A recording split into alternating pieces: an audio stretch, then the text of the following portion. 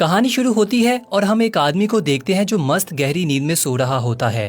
तभी वहाँ पर एक घोड़ा आता है और इस आदमी को बालों से पकड़कर घसीटता हुआ ले जाता है और इसका मुंह पानी में डुबो देता है। असल में इस घोड़े का अपने मालिक को जगाने का एक खास अंदाज था जिसे वो हर रोज सुबह के वक्त फॉलो करता था।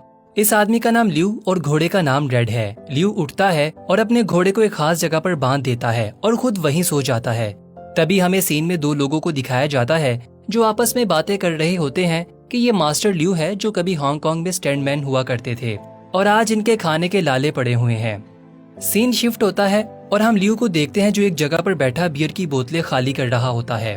तभी यहाँ पर दामी नाम का एक आदमी आता है और ल्यू से पैसे मांगता है, लेकिन जब ल्यू बात टालता है तो वो आदमी इसका बैंकयार्ड या घोड़ा देने के लिए कहता है, लेकिन ल्यू मना कर देता है। इस पर दामी को गुस्सा आ जाता है और वो कहता है कि मैं तुम्हारा घोड़ा जरूर लेकर रहूंगा।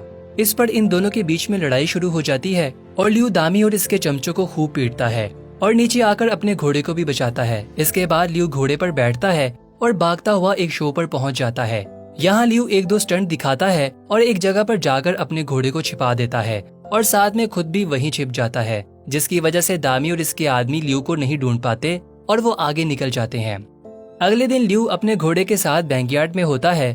तभी वहाँ दो लोग आते हैं। ये दोनों ल्यू को बताते हैं कि आज से 3 साल पहले तुम्हें ये घोड़ा एलन पा से मिला था। इस घोड़े को लेकर जूना और एलन पा के दरमियान 3 साल लड़ाई चली और अब ये लड़ाई खत्म हो चुकी है और जूना ये लड़ाई जीत चुका है और इसने इस घोड़े को नीलामी पर लगा दिया है और अब तुम्हें ये घोड़ा इन्हें देना होगा। ल्यू रेड को छोड़ने के लिए तैयार नहीं था, इसलिए वो दोनों को बाहर निकल जाने के लिए कहता है। तभी वहाँ पर दो लोग छलांग लगाते हैं, श्यामू और यंग। असल में ये दोनों ल्यू के साथ नहीं रहते हैं। श्यामू और यंग को देखकर वो दोनों डर जाते हैं और वहाँ से चले जाते हैं। इसके बाद ल्यू श्यामू को नोटिस दिखाता है। यंग ल्यू की बेटी की तस्वीर की तरफ इशारा करती हुई कहती है कि हमें एक वकील की जरूरत है। सीन शिफ्ट होता है। हम ल्यू की बेटी को देखते हैं जो बेहद खूबसूरत और प्यारी थी। इसका नाम पाओ है। ल्यू पाओ के पास आता है और मदद मांगता है, मगर पाओ इसकी मदद करने से मना कर देती है, ये कहते हुए कि वो अभी वकालत पढ़ रही है और लॉयर नहीं बनी। वो निराश होकर वहाँ से चला जाता है। अगले सीन में हमें पाओ का बॉयफ्रेंड नई हवा नजर आता है। पाओ नई हवा के पास आती है और बात करने लगती है। दूसरी तरफ ल्यू जो उदास बैठा था, इसके पास दवाई नाम का शख्स आता है और ल्यू और रेड को फिल्मों में काम करने का मौका देता है। ल्यू ये सुनकर बहुत खुश हो जाता है और दवाई को घोड़े के साथ कुछ स्टंट करके दिखाता है। इधर नई हवा पाओ से कहता है कि मेरी फैमिली तुमसे मिलना चाहती है। इस पर पाओ कहती है कि तुम जानते हो कि मैं अनाथ हूँ और हमें शादी कब करनी है ये मैं डिसाइड करूंगी। सीन शिफ्ट होता है और हमें पाओ अपनी माँ के साथ नजर आती है। पाओ की माँ उसे कहती है कि तुम्हें अपने पिता के साथ शांति बनानी चाहिए। यहीं पर हमें पता चलता है कि पाओ की माँ की मौत तो बहुत पहले की हो चुकी है। पाओ तो बस इनके बारे में इमेजिन करती है। इसी इमेजिनेशन में पाओ की माँ कहती है कि अगर दोबारा तुम्हें तुम्हारे पापा मिले तो उनसे मुंह मत फेरना। अगली सुबह पाओ नाश्ता कर रही होती है। इसकी नजर अपने पिता पर पड़ती है जो अपने घोड़े को तैयार कर लाए हैं। असल में वो चाहते हैं कि इनके साथ लोग तस्वीर खिंचवाएं और बदले में कुछ पैसे भी दें। ल्यू यहाँ कई स्टंट भी करके दिखाता है, मगर कोई फायदा नहीं होता। ना तो कोई इनके पास आता है और ना ही कोई इन्हें पैसे देता है। ये देखकर पाओ को बहुत बुरा लगता है और इसलिए वो बैंकयार्ड वापस आती है और ल्यू से मिलती है। पाओ कहती है कि अगर आपको मदद चाहिए तो मैं अपने बॉयफ्रेंड से बात कर सकती हूँ, वो एक वकील है। इसके बाद पाओ वहाँ की चीजें देखने लगती है और वो रेड से भी मिलती है। घोड़ा पाओ को देखकर बहुत खुश होता है और इसकी हर बात मानता है। कहानी आगे बढ़ती है और हम नई हवा को देखते हैं जो ल्यू से मिलने आता है, लेकिन वहाँ की रखी गई चीजों को देखकर डरने लगता है। तभी पाओ आती है और कहती है कि आप लोगों ने अभी तक कुछ डिस्कस नहीं किया।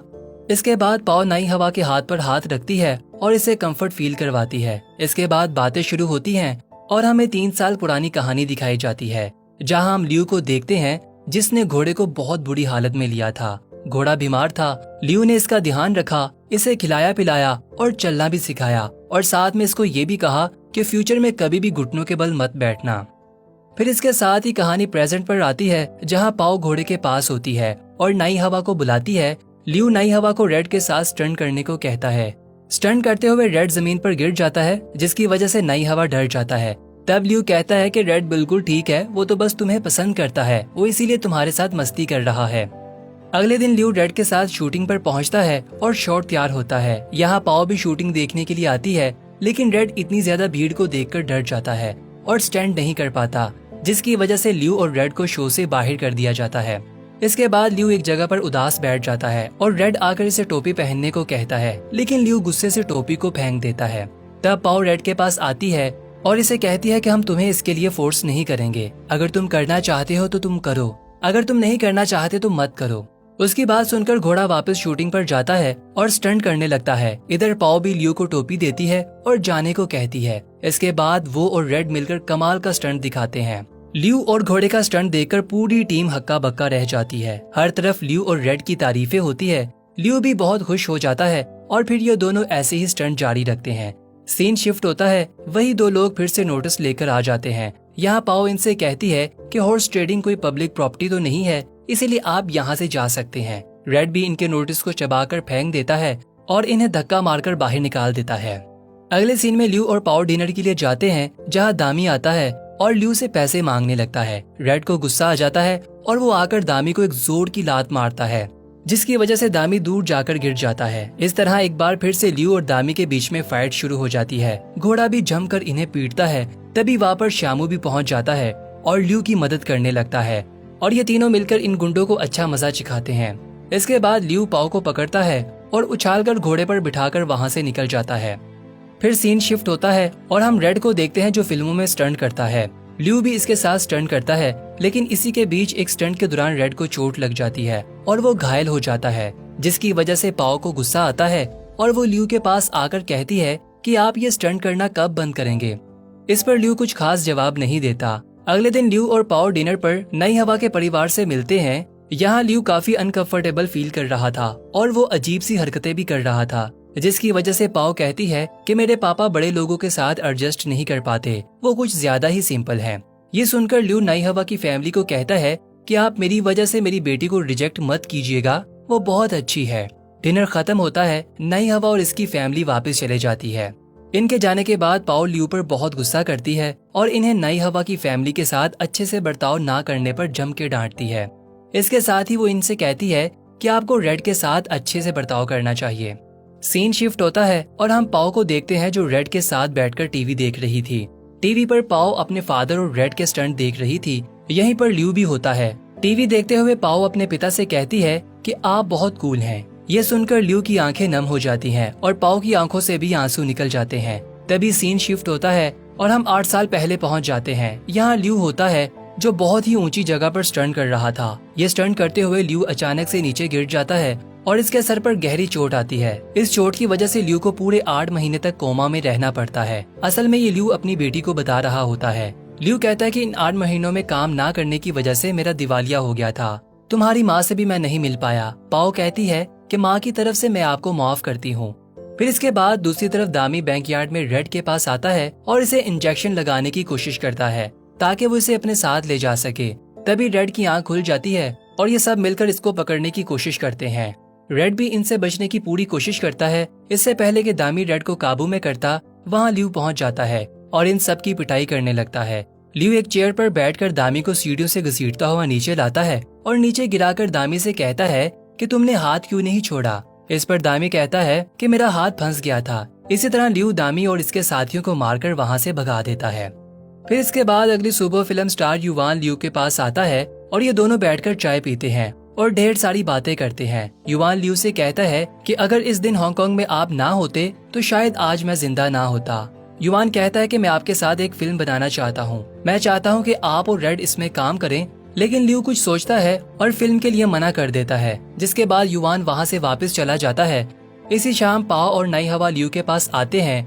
वो दोनों बताते हैं कि हमें सबूत मिल गया है। ये सुनकर ल्यू बहुत खुश होता है, लेकिन उसी वक्त रेड पीछे से एक टी शर्ट उठा देता है, जिस पर ल्यू पाओ को बताता है कि आज सुबह फिल्म स्टार युवान आए थे, इन्होंने मुझे फिल्म का ऑफर दिया है। ये सुनकर पाओ गुस्सा हो जाती है और वहाँ से चले जाती है।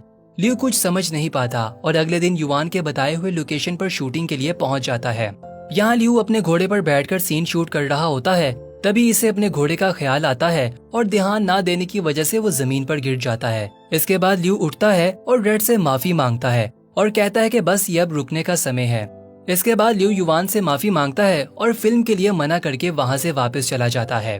ल्यू रेड के साथ पाओ के पास वापस पहुँचता है और कहता है कि मैंने पहली बार काम छोड़ा है। पाओ ये सुनकर बहुत खुश हो जाती है और दौड़कर आती है। ल्यू सोचता है कि पाओ इसके गले लगेगी, लेकिन पाओ तो रेड के गले लग जाती है और ये सीन थोड़ा मजाकिया हो जाता है। खैर, अगला सीन कोर्ट के अंदर का दिखाया जाता है, जहाँ केस की समाअत हो रही होती है। ल्यू ये केस हार जाता है और नई हवा रेड के दूसरे मालिक के पास आता है और इसे कहता है कि आपके लिए भले ये एक गेम है, लेकिन ल्यू का वो परिवार है। लेकिन इस सब का उन पर कोई फायदा नहीं होता। अगले सीन में ल्यू रेड के पास होता है और इसे कहता है कि अब हमें अलग होना होगा। तब रेड ग्लव्स लाकर ल्यू को देता है और ये दोनों लास्ट टाइम प्रैक्टिस करते हैं। ल्यू रेड के गले लगकर खूब रोता है और अगले दिन इसके नए मालिक को इसे सौंप देता है। इसके बाद नई हवा, पाओ और ल्यू गाड़ी में बैठकर जाने लगते हैं, लेकिन रेड बार बार इनकी गाड़ी का पीछा करता है और बार बार कीचड़ की वजह से जमीन पर गिर जाता है। तब ल्यू गाड़ी से उतरता है और जोर से चिल्लाकर रेड से कहता है कि वापस जाओ, और खुद गाड़ी में बैठकर खूब रोता है। रेड वापस लौट जाता है और अगले सीन में पाओ रेड के नए ओनर के पास आती है और इन्हें अपने पापा के बारे में बताती है। पाओ कहती है कि मेरे पापा से इनका सबसे अच्छा दोस्त मत छीने। अगली सुबह हमें रेड दिखाया जाता है, जो अब फिर से ल्यू के बैंकयार्ड में था। वो ल्यू के पास आता है और इसे हमेशा की तरह उठाने लगता है। रेड को देखकर ल्यू बहुत खुश होता है। वो रोने लगता है और रेड के गले लग जाता है। ये सब पास खड़े रेड का नया ओनर, नई हवा और पाओ देख रहे होते हैं। रेड का नया ओनर पाओ से कहता है कि अगर तुम मेरे पास ना भी आती तब भी आज रेड यहीं होता, क्योंकि मैं इसे खुद वापस लाने वाला था।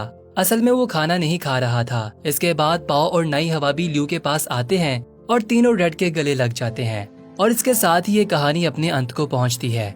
तो दोस्तों, कैसी लगी आपको घोड़े और ल्यू की ये यारी? कमाल है ना? वैसे आपका भी कोई ऐसा दोस्त है? अरे मेरा मतलब पेट। अगर ऐसा दोस्त है तो कमेंट करके जरूर बताइएगा। तब तक के लिए बाय बाय।